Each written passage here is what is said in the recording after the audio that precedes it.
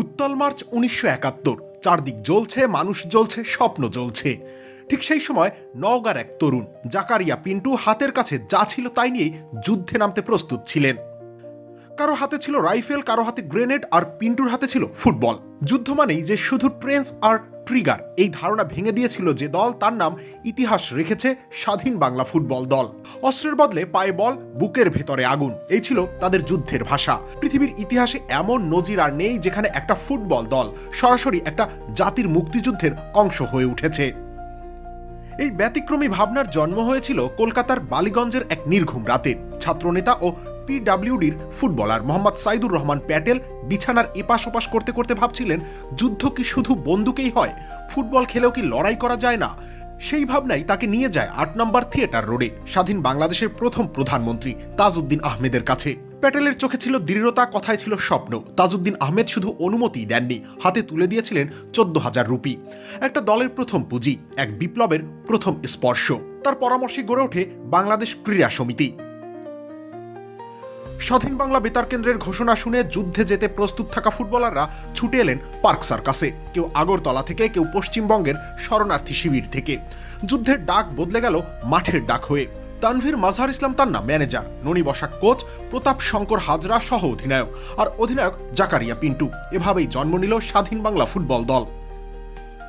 ১৯৭১ সালের ২৪ জুলাই কৃষ্ণনগরের মাঠ, প্রতিপক্ষ নদিয়া একাদশ।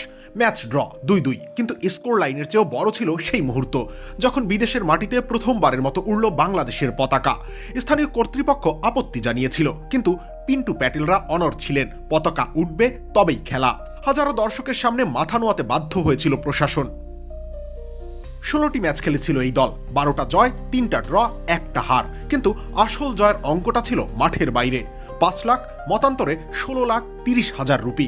১ পয়সাও রাখেননি নিজেরা, সব তুলে দিয়েছেন মুক্তিযুদ্ধের ফান্ডে। বলা হয় এই টাকাই ছিল অস্ত্র কেনার প্রথম বড় ভরসা।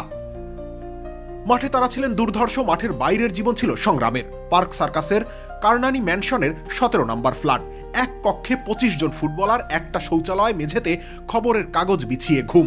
একদিন বেসিনের কল খোলা রেখে চলে যাওয়ায় পুরো ঘর পানিতে ভেসে যায়। সেই রাতে তারা ঘুমিয়েছিলেন ভেজা মেঝেতে, খবরের কাগজ বালিশ করে। খাবার ছিল অনিশ্চিত, দিনে ২ বেলা খেয়েই চলত কঠোর অনুশীলন। তবুও কারো মুখে অভিযোগ ছিল না, কারণ তাদের শক্তি ছিল একটাই, দেশপ্রেম। আজ স্বাধীনতার এত বছর পরেও স্বাধীন বাংলা ফুটবল দল দলগত রাষ্ট্রীয় সম্মান পায়নি। এই আক্ষেপ বুকে নিয়েই অমলেশ, নুরুন্নবী, আইনুল, নওশেরুজ্জামানরা একে একে চলে গেছেন, বাকিরা অপেক্ষায় স্বীকৃতির, স্মরণের। কিন্তু ইতিহাস তো কাগজে লেখা থাকে না, ইতিহাস থাকে মানুষের হৃদয়ে। আর সেখানে স্বাধীন বাংলা ফুটবল দল চিরকাল থাকবে, একটা বল নিয়ে যুদ্ধ করা, একটা জাতিকে জাগিয়ে তোলা, অসম্ভবকে সম্ভব করে দেখানো একদল যোদ্ধার নাম হয়ে। রবিউল ইসলাম রনি, খেলা ৭১।